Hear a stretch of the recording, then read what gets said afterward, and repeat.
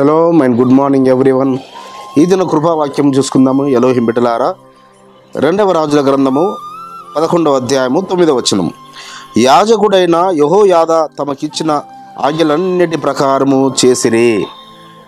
మరి యోషియా అనే రాజు ఇజ్రాయేలులకు యూదా సంతతి పైన ఆయన రాజుగా అతి పిన్న వయస్కుడు 7 సంవత్సరాల వయసులో రాజయ్యాడు.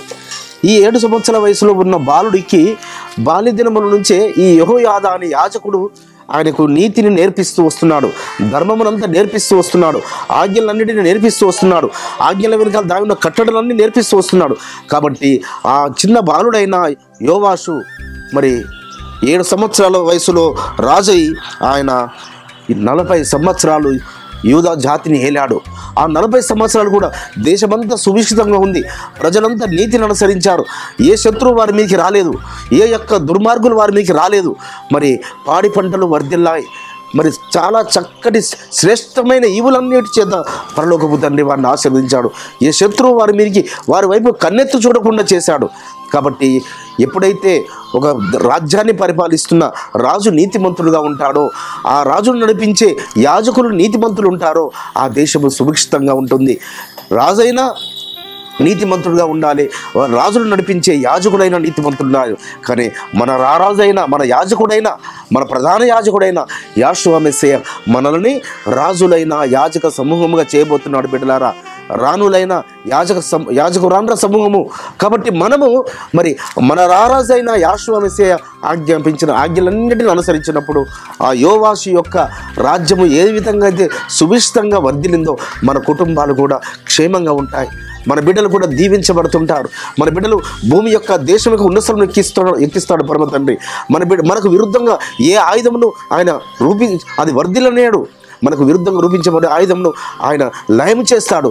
సో ఇజ్రాయెల్ ప్రజలు కూడా ఎప్పుడైతే వారు ఆయన ఆజ్ఞల ప్రకారం వారు ఆ రాజును నడిపింపజేశాడో ఆ దేశం మీద శాంతి, ఆ దేశం మీద సమాధానము, ఆ దేశంలో కరువు కాటకాలు ఉండకపోవడము, ఆ దేశం మీద తెగుళ్ళు రాకపోవడము. కాబట్టి బిడ్డలారా, ఎప్పుడైతే ఏ దేశంలో అయితే ఏ పట్టణంలో అయితే మరి ముఖ్యంగా మనం కుటుంబాలు చూసుకుందాము. మన కుటుంబంలో కుటుంబ యజమాని నీతిని అనుసరించేవారైతే, కుటుంబ యజమానురాలు నీతిని అనగా ఆజ్ఞను అనుసరించేవారుగా ఉన్నప్పుడు మరి క్షేమం ఉంటుంది, ఆరోగ్యం ఉంటుంది, అనారోగ్యం కలిగిన స్వస్థత కలుగుతుంది. శత్రువు వచ్చినా పారిపోతాడు, అప్పుల బారిన పడనివ్వడు, మరి శ్రమల పాలు కానివ్వడు. అట్టి కృప పరమ తండ్రి ఆయన ఆజ్ఞలు అనుసరించడం ద్వారా ఆయన మన ఎడల విస్తరింపచేయును గాక. ప్రార్థించుకుందాం. పరిశుద్ధుడైన తండ్రి, యెహోయాదు అనే యాజకుడు నాయన నీతిగా యోవాషు అనే రాజును నడిపించాడు.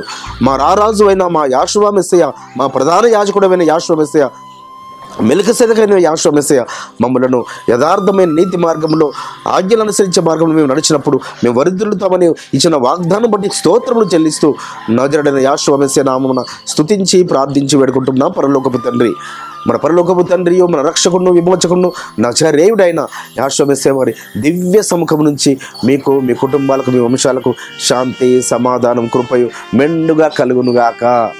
ఆమేన్.